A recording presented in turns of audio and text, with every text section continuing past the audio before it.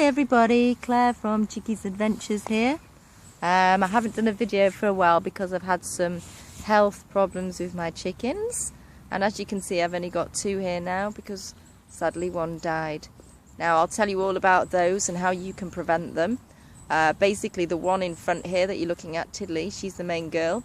She got a massive amount of fluid on her abdomen, and I found a vet who could syringe, who could deal with exotic animals, and I took her to the vet. I mean, her breathing was massively high. It was up to 56. It was one breath per second basically, so 60 breaths a minute. I mean, her tail was bobbing up and down like crazy, and this went on for 3 weeks. And in the end I found the vet, and the vet syringed her belly, and she syringed 880 millilitres from her, which is probably half her body weight. And I thought she wouldn't make it actually, because she was quite poorly for a week. She was drinking water for England. What I did, I put her on some mineral salts to help her, and the mineral salts that I gave her were for water being retained in her body and for water being expelled from her body that wasn't necessary. So those two would complement each other. I also gave her one for tumours, hard tumours, because these chickens develop tumours quite easily because they lose elasticity in their tissues. It's an odd thing, but one causes the other.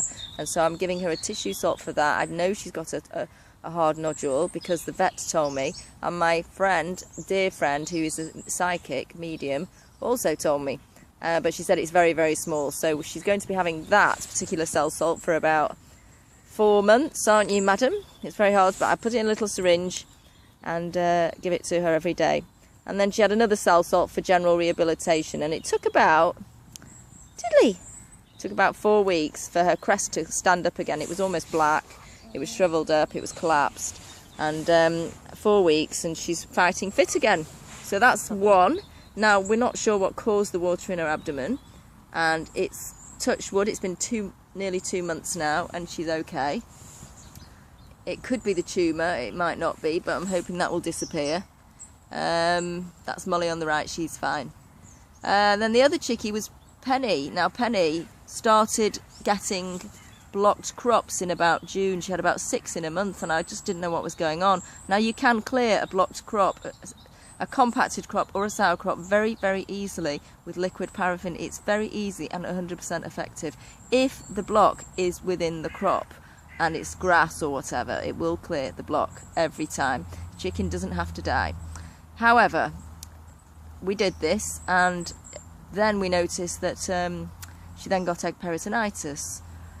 And I knew she did, and she got over the first bout in 10 days for herself, so she got a very swollen belly and she was waddling. I mean, she was very uncomfortable.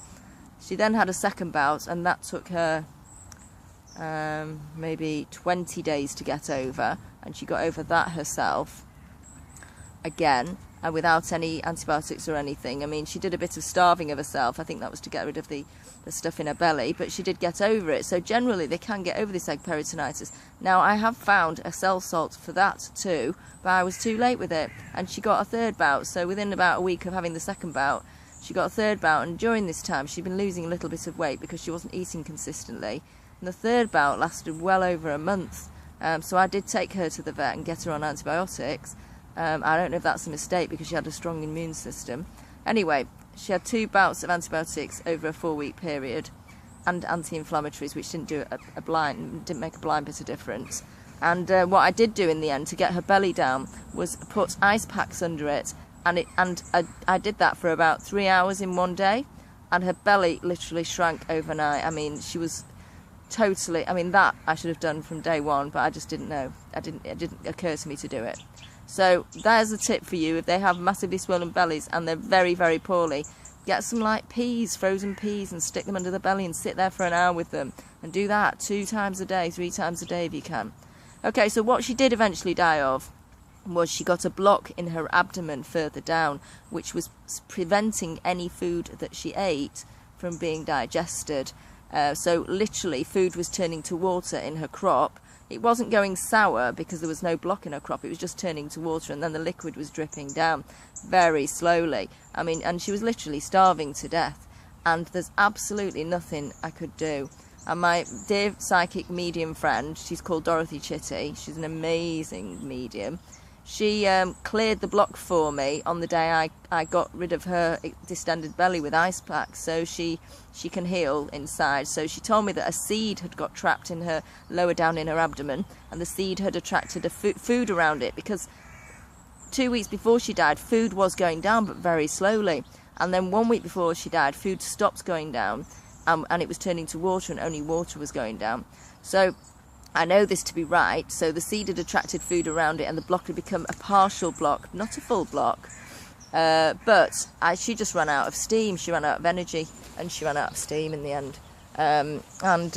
We did some healing on her, which Dorothy teaches how to heal animals and humans.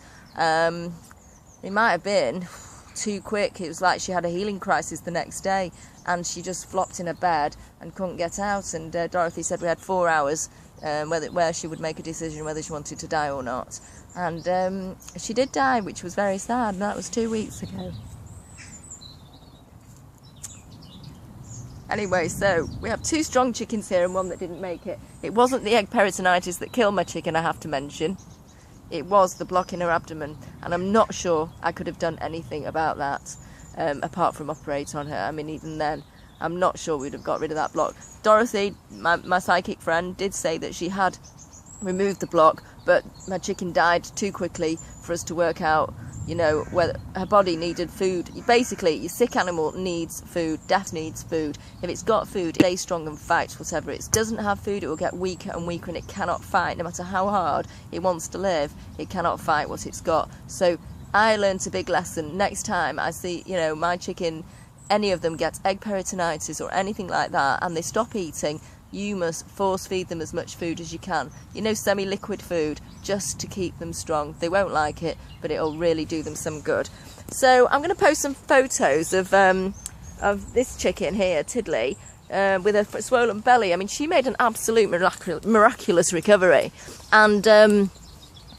and you won't believe it, and I do believe it was the cell salts. I'm also going to put in a post which cell salts I used for this particular ailment. I mean, the illness, this ascites or water in her belly, can be caused by a number of things. It can be heart, congestive failure, it can be a tumour rubbing on, you know, a soft tumour rubbing on her skin inside her body, and it causes liquid to be formed. But these cell salts balance that liquid somehow, so it doesn't accumulate. And I just think I got the right combination for her. I'm keeping a very close eye on her though, and my medium friend has told me she needs to have this particular cell salt for hard tumours, which is called calc fluor. That's calcium fluor, and she needs to have that for 4 months, like a pill a day really. So they're just like sugar pills. She doesn't mind it. She's strop it, but she doesn't mind it. So I'm going to put all that information on the internet for you, and hopefully it will help your chickens when you get egg peritonitis with them, or tumours or whatever. And these expatriate hens do get this kind of thing because their insides get sort of like so used. It's almost like a woman who has baby after baby after baby, year after year after year, like, and then, you know, her insides pretty much collapse, so they go flaccid, and then that, bizarrely, that causes hard tumours to start forming. And this calc fluor sort of sorts everything out inside. The tissues can be normal again, and the tumours can't exist anymore. So it's a slow thing with mineral salts, cell salts, but they do really work. So if you've got the time with your chicken and you can stabilise them, and then start giving them these cell salts, they definitely do work. Okay, so that's Claire from Chickies Adventures with 2 little chickens, not 3. Ciao for now.